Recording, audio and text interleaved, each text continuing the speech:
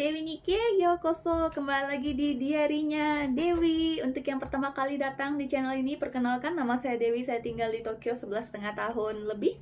Dan di sini bekerja sebagai video creator. Dan saya nikah sama orang Jepang, tapi belum tinggal bareng. Masih baru nikah dokumen. Nah, rencananya bulan depan bakal pemberkatan, dan setelah itu kita bakal tinggal bareng. Oke, hari ini gue pengen cerita tentang beli rumah di Jepang atau enggak. Moga-moga ini menjadi apa ya, referensi ya buat teman-teman yang mikir buat pindah ke Jepang bareng sama keluarganya. Nah, saran gue sih ya, menurut gue ya, langsung aja ke kesimpulan, beli rumah di Jepang itu rugi menurut gue. Kecuali kalau di Indonesia. Kalau di Indonesia nggak apa-apa, karena kita masih negara berkembang, ekonomi kita masih naik, terus juga inflasinya ada gitu kan. Kalau Jepang deflasi guys. Jadi kenapa sih beli di rumah di Jepang itu rugi? Sorry ya kalau bahasa Indonesia gue agak kacau-kacau, soalnya jarang ngomong bahasa Indonesia di sini. Oke, yang pertama, karena masa bayar KPR-nya itu panjang guys. Nah, rata-rata orang di sini kalau mau loan KPR ya, bikin KPR itu biasanya kita bayarnya dalam masa 35 tahun. Jadi 35 tahun itu kita berhutang. Hutang 35 tahun guys. Bayangkan itu resikonya tinggi banget gak sih menurut kalian? Nah, terus juga kalau misalnya, ya memang bener sih ya, rumah itu kalau misalnya sudah selesai dibayar bakal jadi milik kita. Tapi misalnya ya ada kerusakan, terus juga ada misalnya ya catnya udah mulai tanggal-tanggal gitu kan, itu harus kita perbaiki sendiri gitu. Dan itu makan biaya ekstra gitu loh. Orang kan kadang mikir kalau apa ya, KPR itu kan bayarnya sama aja sama sewa rumah, sewa kamar seperti biasa.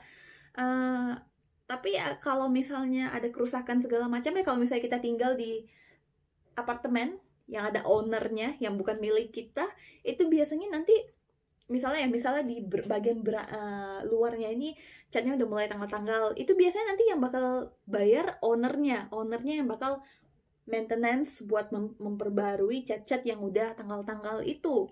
Nah, kalau misalnya ada saluran air yang rusak juga, itu nanti bakal ownernya yang bakal tanggung, kecuali yang di dalam ya. Kalau yang di luar nanti itu semua ownernya yang bakal tanggung. Sedangkan kalau kita beli rumah sendiri, itu semua kita harus tanggung sendiri guys. Dan memang sih per bulannya mungkin biaya kamar sama biaya kamar kalau sewa sama beli sendiri mungkin sama, tapi kalau misalnya rumah kita udah tua, terus ada yang rusak, itu semua harus kita biaya sendiri, dan itu biaya ekstra gitu loh.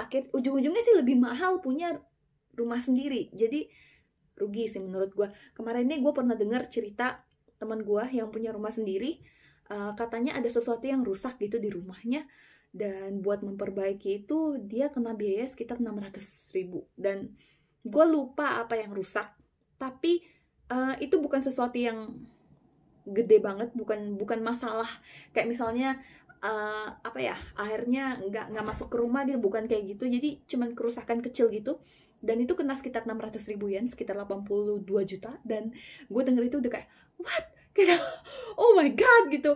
Kalau misalnya beli rumah sendiri bayar segitu, aduh, tiba-tiba ya suatu hari rusak gitu dan disuruh bayar 600.000, gue nggak yakin gue bisa bayar sebanyak itu. Nah, itu baru kerusakan kecil. Bayangkan kalau misalnya rumah ya, kalau kita beli pasti dia bakal menua gitu kan, nggak mungkin rumahnya baru terus gitu kan. Dan someday rumah itu harus direnovasi gitu loh. Nah, bayangin biaya kerusakan yang kecil aja udah segitu, apalagi kalau harus renovasi, teman-teman. Terus juga ya, kalau misalnya rumah yang kita beli itu konstruksi beton ya, yang kuat gitu ya guys, yang tahan lama gitu, itu kalau misalnya kita mau jual, itu nilai jualnya masih ada. Tapi kalau misalnya kita beli rumah yang bikin rumah ya, yang konstruksi kayu, kabarnya ya, katanya kalau yang konstruksi kayu itu setelah 20 tahun itu nggak ada nilai jualnya lagi, alias nol ya. Bayangin kalau misalnya kita ambil KPR 35 tahun dan setelah 20 tahun rumah kita nggak ada nilai jualnya sama sekali. Oh my god. Sisa yang 15 tahun itu kan rugi gitu loh guys. Terus juga belum lagi biaya maintenance-nya, ya kan? Nah, terus juga selama masa 35 tahun itu kita nggak bisa gerak kemana-mana gitu loh. Kalau misalnya udah beli di situ ya kita stay di situ gitu. Bayangkan kalau misalnya kita di PHK dari tempat kerja kita, apalagi masa-masa corona seperti sekarang ini, dimana lu nggak tahu kapan perusahaan lu bakal bangkrut gitu loh. Ya kan? Nah, jadi kalau misalnya tiba-tiba nggak ada pemasukan itu kan bahaya banget gitu loh. Kita ada hutang 35 tahun soalnya. Terus juga kalau misalnya cocok sama orang sekitar nggak apa-apa ya, tapi kalau misalnya nggak cocok sama tetangga sebelah, bayangkan kita harus berteman dengan mereka setidaknya 35 tahun. Ya kan? Syukur-syukur kalau bisa berteman baik sama orang sekitar. Kalau enggak, kalau misalnya ada kejadian kriminal di sekitar itu, gimana mau lari? Atau misalnya ada perang gitu, gimana mau lari? Masih ada hutang 35 tahun. Ya kan? Nah, jadi itu menurut gue resiko aja. Nah, tapi mungkin kalian bakal mikir, oh iyalah Kak, tapi kan sekarang bisa ngomong kayak gitu karena masih muda gitu. Nanti kalau udah tua, mana bisa kerja lagi gitu kan. Gimana gitu, mau tinggal di mana gitu kan. Nah, jangan khawatir ya teman-teman yang tinggal di Jepang. Di Jepang itu ada uang pensiun soalnya. Dana pensiun di Indonesia juga udah ada kan. Tapi bukan kewajiban sih ya, masih kayak ada programnya tapi yang nggak semuanya wajib ikut. Kalau di Jepang semua penduduknya, baik orang Jepang maupun orang asing, itu kita wajib bayar uang pensiun selama kita tinggal di Jepang ya teman-teman. Nah, jadi ada uang pensiun, tapi ya jujur aja uang pensiun sendiri itu nggak cukup ya. Jadi makanya kita kalau sedari muda itu harus investasi itu ada macam-macam caranya. Kapan-kapan gue bakal share apa yang gue lakukan untuk dana di hari tua. Dan juga kita harus cari pemasukan lain, misalnya ya kayak bikin YouTube kayak gini gitu kan. Ya meskipun gak seberapa gitu kan, ya lumayan lah gitu, bikin YouTube. Ya intinya harus cari uang tambahan lah gitu guys, untuk hari tua gitu. Nah, tapi kan harus bayar per bulan gitu, mahal gitu. Don't worry guys, gue pernah cerita ya sama kalian kalau di Tokyo rata-rata itu kayak kamar tempat gue ini biayanya sekitar 80.000. Itu biaya standar tinggal di Tokyo, satu kamar kecil gini.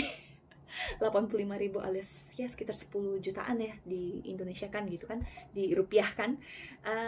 Don't worry teman-teman, kalau masa tua nanti kan udah pensiun kan nggak harus tinggal di Tokyo, ya kan? Bisa tinggal di daerah, misalnya di Chiba atau di mana gitu. Kita bisa sewa kamar yang harganya sekitar 30 sampai 40.000 yen, sekitar 5 jutaan. Itu udah dapat 2 sampai 3 kamar. Rusun ya, misalnya rusun itu udah dapat gede banget gitu loh guys. Kalau misalnya ada suami istri gitu kan, 2 kamar itu udah cukup banget, dan pakai uang pensiun itu udah cukup banget gitu loh, bisa hidup gitu loh. Jadi ya nggak perlu khawatir masa tua kita di sini, apalagi di Jepang ini penduduknya semakin menyusut ya. Kalian pernah lihat nggak artikel ada orang yang kasih rumah gratis di Jepang? Nah itu tuh bakal makin banyak, yakin lah itu bakal makin banyak yang kayak begitu di Jepang nanti. Jadi nggak perlu khawatir sih kalau untuk tempat tinggal sih ya guys. Nah terus juga kalau misalnya kalian masih pengen, oh tapi aku tetap pengen punya rumah sendiri, nggak harus rumah yang satu rumah gitu, setidaknya punya kamar sendiri lah gitu, yang milik sendiri. Kalau misalnya kalian mau beli kayak kamar gini ya, tempat gue apartemen gitu, mansion, itu kalau kalian ke daerah, tadi opa yang cerita ya, gue juga udah cek di internet, ternyata bener ada harga kamar segini. Katanya yang paling murah itu bisa dapat harganya sekitar 100 juta rupiah. 100 jutaan rupiah, 120 juta mungkin sekitar 900 ribu yen. Jadi 900 ribu yen itu udah bisa beli kamar gitu loh, kamar kayak gini gitu loh. Jadi ya nggak perlu khawatir lah tentang rumah di Jepang gitu. By the way, kalian tahu nggak bahkan ya di kota-kota, kamar yang kayak gue tempat tinggal sekarang ini, katanya 30% itu kosong guys. 30% kosong. Jadi bayangin ya kedepannya bakal kayak gimana gitu. Nah dulu itu susah banget buat orang asing bikin KPR di sini, loan ya. Sekarang itu gampang banget. Kemarin ini ada temen gue yang loan, tapi ya mungkin dia dia pegawai tetap kayaknya, terus juga pemasukannya stabil, jadi dia bisa dapat. Tapi gimana ya, gue denger dia cerita itu kayaknya gampang banget gitu loh. Kalau dulu tuh kayak kalau nggak punya penjamin orang Jepang nggak boleh segala macam AIUEO gitu, tapi sekarang dia denger cerita dia ternyata gampang banget buat KPR, bikin KPR gitu di Jepang gitu. Nah setelah gue denger cerita tentang ini yang barusan gue ceritain sama kalian, oh pantesan lah mereka orang real estate-nya mentargetkan orang asing. Ya, kenapa? Karena orang Jepang sendiri udah tahu tentang hal ini gitu. Dan seperti yang kalian ketahui ya, Jepang sekarang pajak makanan pajak sorry bahasa Indonesianya lupa, shohize. Pajaknya makin naik gitu ya, sedangkan penghasil gajinya itu nggak naik guys. Gaji itu nggak naik, gaji naik pajak naik gitu. Jadi kayak nothing change gitu. Jadi mereka tuh bakal mentargetkan orang asing gitu, dan itu udah kelihatan. Makanya gue milih, awalnya gue nggak tahu tentang hal ini. Setelah gue kenal sama Opa cerita gitu kan, gue juga awalnya ya sama lah kayak pemikiran orang Indonesia ya, udah nikah ya pengen beli rumah sendiri lah, my home, gitu kan, adalah impianku gitu kan. Tapi setelah diskusi sama Opa, pikir-pikir lagi, ya kayaknya memang kita nggak butuh beli rumah di Jepang gitu ya. Jadi ya kesimpulannya seperti itu teman-teman. Bayangin ya, gue juga mau beli rumah, duitnya nggak ada, terus harus hutang 35 tahun. Gue nggak yakin gue sanggup, soalnya gue juga punya sakit ya, nggak tahu kapan bakal berbalik.